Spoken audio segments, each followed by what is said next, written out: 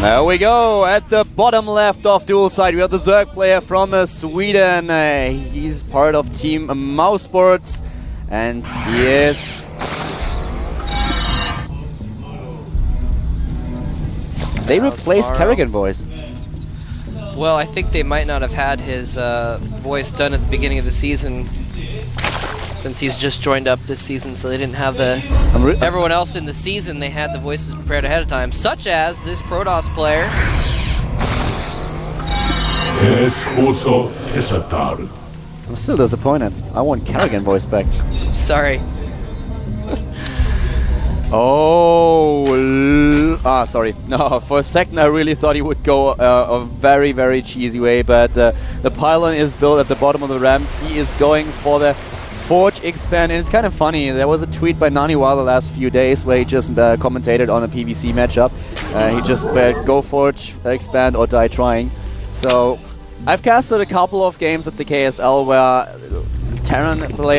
where Protoss players tried to go for the 3 gateway expansion, and that didn't really go all that well. So this time Tassadar is going for that Forge first play to get that expo. Morrow with a standard pool is skipping gas right now. Well, not really skipping, but delayed gas in order to get that expansion. Tassadar is in position with one of his tropes. He wants to delay that hatchery. He knows fully well that Morrow is going to try to start off with an early expand on his own. So let's see if he's able to block that. He might even throw down a pylon. Yep, he might indeed. And yeah, we've already seen that Morrow has very, very good control in his Zerg versus Terran. We're gonna find out what his Zerg versus Protoss is like.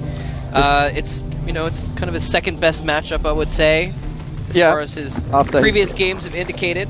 After his CVT, it's Morrow's second best matchup indeed. 57% win ratio, 174 wins against 130 losses.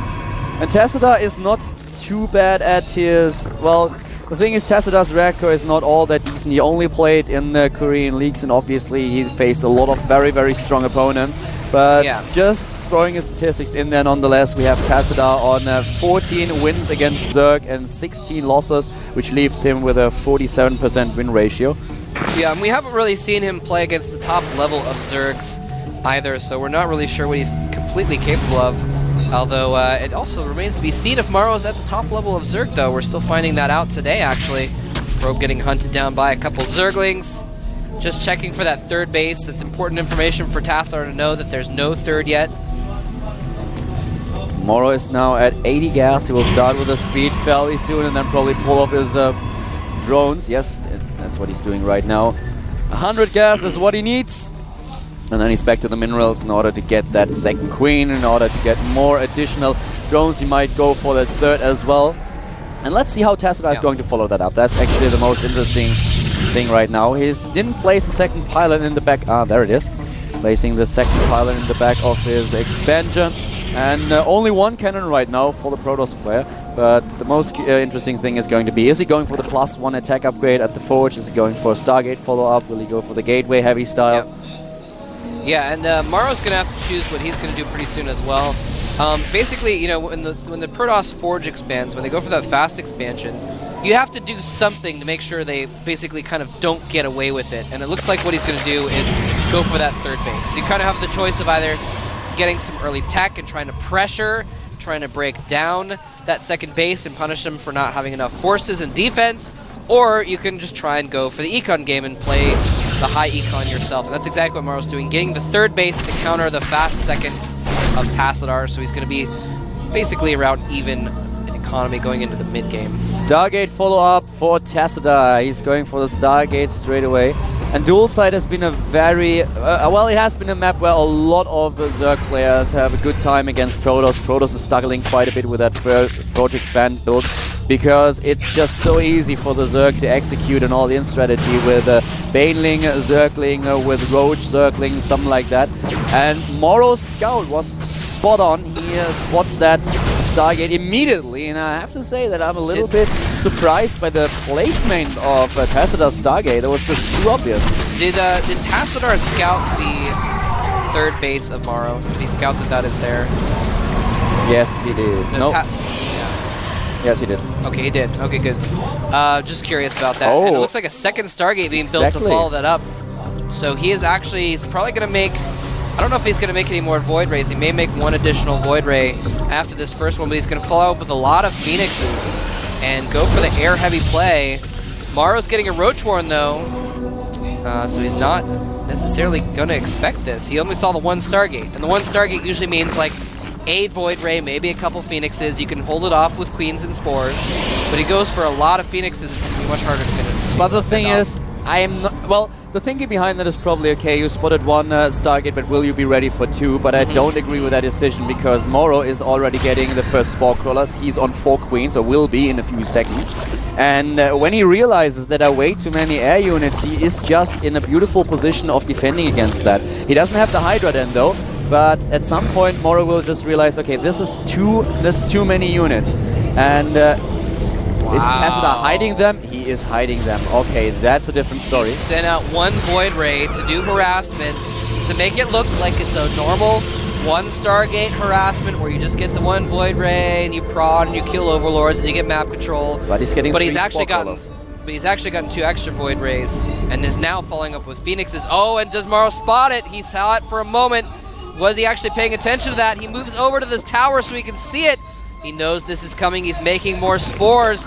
Will he have enough to stop this many Void Rays, though? I think he's going for the Hydra then as soon as the lair tech is done. Oh, definitely. And a single Spore is going to go... Actually, he's going to... Yeah, he does finish off that Spore. He doesn't have creep between his third and his second, so he can't bring the Queens over fast enough to deal with this. Those 2 Queens are going to get lifted up and picked off individually. Will it buy enough time for the Spore Crawlers to be completed, though? There are a lot more Spore Crawlers being built right now. No Hydra then just yet. The Queens in the back are being picked off as well. Way too many Phoenixes for Tassadar. It looks like Morrow is not prepared for this after all. He's going for the Infestation Pit instead of the Hydra then. And more units built for Tassadar right now. Morrow is struggling quite a bit, and his Spore Crawlers have not been able to put up the defense that he needs. He's getting more of them in the main base though. Tassadar might not be in a position where he can deal with all that many Spore Crawlers. Morrow is using them and is just replacing, just scattering them all around his bases. Yeah, he's just moving them around a lot, using them basically like attack units almost, reburrowing them where they're needed. But Tassadar is just dodging them and going where the Spore Crawlers are not. Going over here now to the third base where there's only a single Spore Crawler. And this is really dangerous. 4 Queens are going to pop out very soon for Morrow, but there's one huge problem. Really tough. Tassadar is not dealing a lot of damage so far. He just kills Queens, and that third will die. That's a huge thing. But Morrow has a way better economy than his opponent. Oh, did he not get the third? Oh, does get the third, and he's going to lose this Queen. Wow, I don't think he even lost a Void Ray there. Did he get one of those, that Void Ray that was low on health? No, he didn't. No. Pathogen Glance is halfway done though. He's really committing to this on 2 bases, and as I already mentioned, he didn't kill all that much. The Queen's hurt, but there are so many drones that he has the income to support that. You can see it at the supply. We still have Morrow in the supply lead on 113 against 110. Yeah, and sorry, go ahead. He's just going to get the Infestors right now, so the Fungals will pose a threat to those air units, and that's exactly why Tassadar retreats. Yeah, I like how he was just basically that whole time, all he was building was Queens and drones, because he was spending his drones on Spores and losing them, and so if he immediately replaces them as he's going, it's not as bad to his economy. Here comes these Phoenixes in the back, though, killing off a lot of drones. Yeah, taking down quite a few of them. He lost 10 so far, but he's replacing them immediately. Oh, nice patch of Overlords over there are going to be in danger as well. That is actually a huge mistake by Morrow. He will lose a lot of them. Oh, but there's a Fungal! Oh, a Fungal on all of those Phoenixes! That's exactly what I was talking about. Second one goes down, the third Fungal goes down. Will he kill them? 2 go down. Oh, 4 of them barely escaped. If he had had one more Fungal, he would have killed them all. And that's exactly the problem that Tassadar has right now. He didn't do enough damage. I know it looked like a horrible situation for Morrow to be in, and he lost a fair amount of resources. But as you already mentioned, the problem is in total, Morrow lost only, we have that right here, 10 drones, and that's nothing at all. So he lost the queens, but at the same time, he had a huge advantage when it came down to the harvester count. He was about 25 harvesters ahead. What is the harvester count right now? It's 68 to 53. Wow. He still has he's gotten ahead in drones during that whole thing, despite losing 10 drones, and despite spending about 15 drones on spore crawlers. He still kept up all that, but now he has to deal with the ground army. That is, by the way, is really something. Having that many immortals. He has 6 immortals. Oh, jeez, 6 immortals? Yes, against 18 roaches. 54 links, though. That's what it will come down to. Will that push kill Morrow? That's the only chance that Tassadar has. He has to end it now. And he might be able to do that. Force fields everywhere, lifting his opponent's units with the Phoenixes. And the Immortals do a huge amount of damage. And all those infestors are being sniped. And that is so important for Tassadar. A lot of Zerglings are in production. Those are very important. The infestors keep getting lifted, so they weren't able to really do their full damage, but there's only a handful of Immortals and Stalkers left. If he can get out a lot of Zerglings, 36 Zerglings are on the way, and if he descends on that army with all those Zerglings at once, he could take it out. He's lost his third, but he may not lose the game if he can hold this push off, but it's going to be tough. It's going to be really, really tough, and now he's going for it. There are no force fields left. He's going for that attack with all the Zerglings, and look at how many units just die for Tassadar right now. He's going to lose that army. The Immortals are already dead and gone, and the Roaches and Lings are now taking charge, trying to take down those few Stalkers retreating. But wow, Tassadar with that follow-up, Morrow certainly didn't expect that many Immortals in that army. No, that was ridiculous, and now with the extra warpins, he is actually able to kill off those Zerglings. He's now going to get some Overlords for free. Morrow is now at 89 out of 72 supply. Scratch that, 89 out of 56 supply. Morrow dealt so well with the initial attack after he realized, okay, there are too many air units, I have to do something about that. He lost a lot of queens, but as we already mentioned, his economy was in a decent shape, but as a follow-up was what was a really, really great move of Tassadar. That follow-up was just insane. He knew his opponent would go for the ground army with a lot of with a lot of roaches. He went for the Immortals, had the sentries as well, and Morrow he defended, but at what cost? He lost so much in that encounter. Yeah, definitely. I mean, if you see one Stargate, a mistake that a lot of Zergs make is overreacting to the one Stargate and getting too many spores. But when it's 2 Stargate, you basically need to overreact in order to react appropriately. And he just spent so long dealing with that, trying to get spores up, trying to get queens up, trying to get anything like that, trying to get the infestors out, that he just wasn't ready for that ground attack. Tassadar is so smart. He knows his opponent has no armor upgrade, so he's just switching again his army composition. He's getting for a lot of Zealots, and the Zealots have +1 attack, are going for +2, so even if Morrow finishes that +1 armor upgrade, he will kill those Zerglings in a heartbeat. But now Morrow just trying to take down a Nexus. Nah, that's not gonna work. Oh, the Zerglings get trapped as well. And that is what's the really great thing about Tassadar's playstyle right now. He is just making sure that he's tech switching the whole time, going for the air battle, then switching into a really, really mortal heavy army. As soon as he realizes that he has to deal with a lot of Zerglings on the ground, he's using more and more Zealots to get rid of his opponent's units. That's just a really, really nice thing. Now Morrow does have a sizable amount of roaches on the ground now, and he's got a few infestors. He's getting 4 more out. If he can stall for those infestors, he'll have about 10 fungal growths, and that could actually wreck Tassadar's army if the positioning is perfect. It has to be perfect though. Morrow still has 1 chance in this game in the next battle to try and kill one of Tassadar's armies, but it's going to be really tough. He's 50 supply behind right now. He's going for a run he's going for a counterattack instead though. He's in a very, very bad spot, especially with Tassadar expanding again. Trying to take down that base is one of the few things that he can do right now. He's actually going to the top left as well, trying to check if there's another base, and Tassadar has a 4th. He's 40 supply ahead already. And that third's gonna get cleaned up, and the infested Terrans are coming out, and they're targeting down the cannons actually. They're gonna take him out pretty quickly, and now he's going straight for the Nexus. The Roaches are gonna come in and follow up. He is actually going to take out both of Tassadar's mining bases. But at the same His time, army's cornered. Morrow is back on 2 bases as well, and that's the last few units that Tassadar has to kill in order to win that game. And the Phoenixes help him out quite a bit. He can use the Graviton Beam. That's exactly what he's doing right now, catching all those infestors, and this is game. Yeah, this is a really tough spot for Morrow.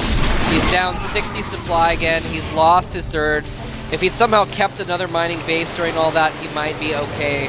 Or not okay, but he might be in a position to go. Oh no, lifting up all the infestors, half of them rather, before they can get their fungals off, but they do drop down. Fungals on all the stalkers with the force field to protect from the drones and zerglings, and that is just not an army that I think Morrow can stop. I was skeptical at first, but Tassadar with those tech switches is doing an awesome job. That follow-up just was completely unexpected. Morrow didn't account for that, and Tassadar is now doing a really good job with the Phoenixes, especially after Morrow killed some of those Phoenixes with the fungals. It looked like Tassadar might be in a rough spot, but GG. he followed that up with an immortal push that Morrow just couldn't counter. All right, Well so Tassadar saving himself from an 0-2 situation in the group is going to be at 1-1. Morrow, unfortunately, is also going to be at 1-1 after that game. A tough loss, a situation where he thought he was reading the situation. He reacted perfectly to what he had read, and Tassadar changed things up on him and made it so that he was reading the strategy guide to the wrong game and overpowered him with a lot of air units that he was not expecting. So, and then, like you said before, switching back up into the mass immortals and ground army, doing the tech switches back and forth. Beautifully played by Tassadar. I have to say, I was really surprised at first when I saw those double Stargate. I thought, okay, he might do some damage, but he will not be able to kill more with that. He took down the third at some point, but after the infestors were out, he couldn't do all that much damage. And we went on a little bit about that. He only killed 10 drones, and that was basically with the last Phoenix attack that he used. He forced a lot of spine crawlers at the same time. The income of Morrow was just so good because he fully saturated 3 bases already, while Tassadar was still on 2. But Morrow went for a lot of roaches with a follow-up, and he expected a gateway army. That's exactly what I expected as well. And suddenly there are 6 immortals, and he's like, okay, now I have a problem, and I have a big one. Yes, and immortals do quite a bit of damage to buildings such as hatcheries, so he was not able to hold on to his third base. But that is the past. This is the future right here. Killer versus Gumiho is going to be our next game. We have another situation like we did last game. Killer is at 0-1 and Gumiho is at 1-0, so it could potentially be a very important match for either player. And the map is going to be Tal'Darim Altar. We're going to get right into the game and see if Gumiho can bring out a 2-0 or if Killer can tie himself up at a 1-1. Keep his hopes much more alive here at the GSL.